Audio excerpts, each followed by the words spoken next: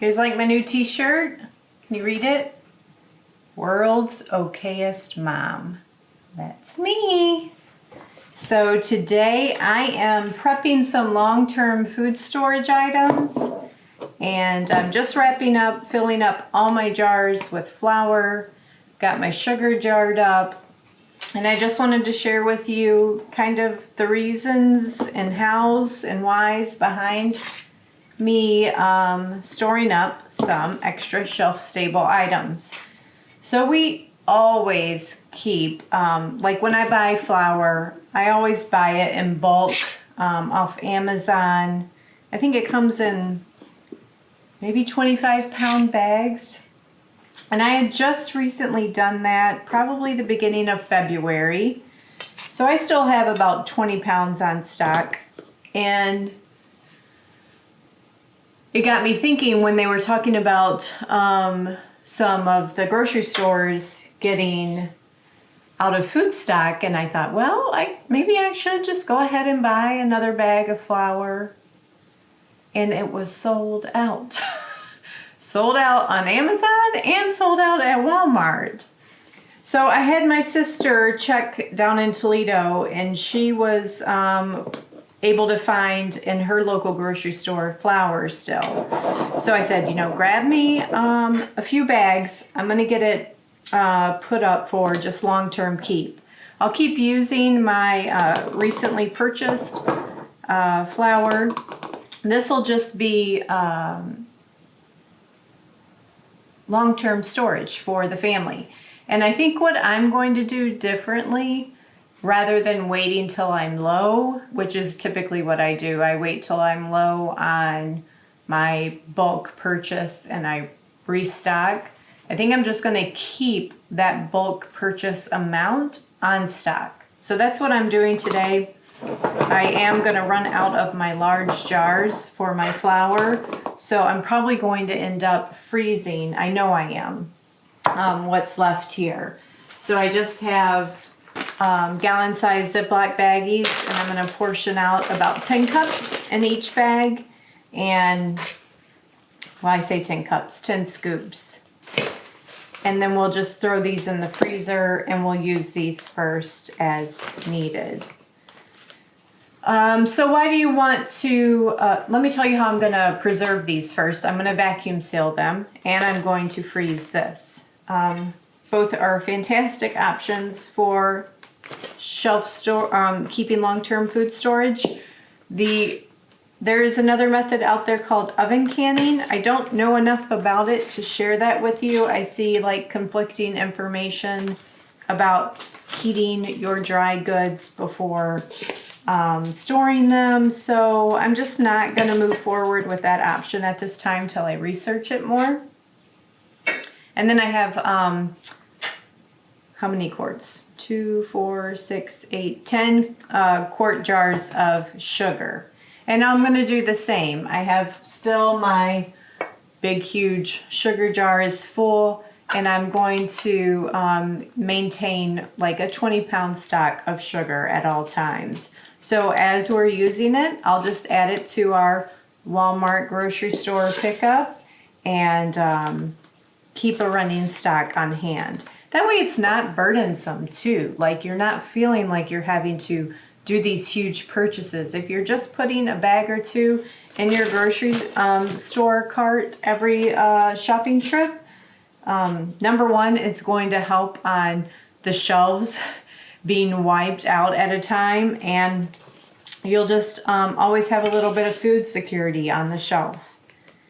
But stick around, I'm going to show you our specific vacuum sealer that we use, and then I did do some other Homestead stock up today that I want to show you guys down in the pantry. Alrighty, I got one done. I want to show you guys though what I'm doing. So this is the Aliso Pro vacuum sealer. You can do bags and cans, and it comes with wide mouth attachment and a regular mouth attachment. Whoops, gotta put a lid on. Put your lid on, put your vacuum sealer top on, and hit start.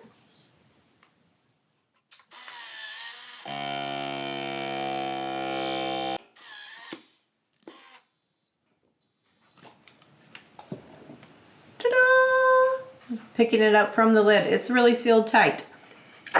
So I know there are even better alternatives, like if you could get your hands on some of those oxygen absorbers and throw those in there.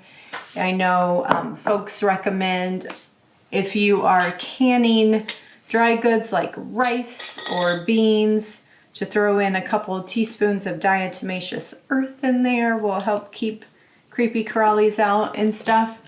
I'm just doing it the most simple way, jarring up my food and vacuum sealing it.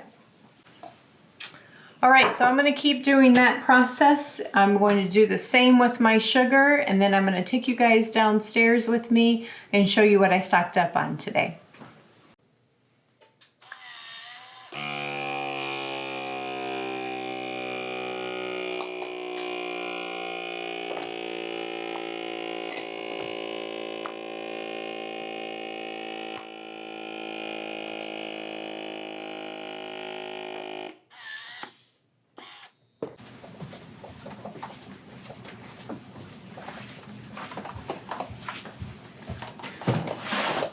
Okay, so I know it is dark down here, so I apologize for that.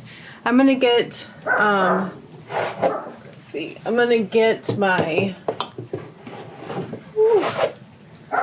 flour all put away. Let's keep the closest one up front. But I want to tell you guys why I planned, excuse the dogs, why I planned on or felt the need to stock up differently. Other than the fact that the markets are getting sold out, I'm really not certain how the shipping industry is going to be impacted or the farm output this year is going to be impacted. So take that for what it's worth with respect to advice. I'm definitely not going crazy. I have not purchased anything from the stores with respect to pantry supplies like veggies and stuff like that. I did, guys, get my cheese. But things like that I can't grow here on the farm. I have tons of beans. I don't need that. I may start purchasing small bags of rice just to add to our stock. I still have about 25 pounds easily of rice. So things that I just normally would have bought in bulk, I'm going to start restocking that bulk amount as a backup on my shelves. So, not that one. Let me get all these put up and I will show you guys what's on these bottom shelves down here. Woo! Okay, it's a tight frame. So the very first thing that I stocked up on was lids and rings. What does a homesteader stock up on? Not toilet paper. I got lids and rings, both wide mouth and small mouth. And this is the full depth of my shelves deep. So I bought a case of each. So I am ready for canning season with new lids and rings. And I really invested heavily in the Tattler rings just for reuse purposes. It was funny. Let me get you guys up here. I was reading an article about the Great Depression and some of the lessons learned about the Great Depression. And one of those was they reused as much as they could.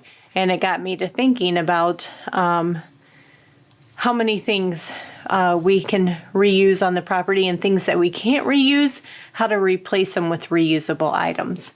So Tattler rings was definitely one way to do that. But let me show you the next section of shelves and show you what I've got going on over there.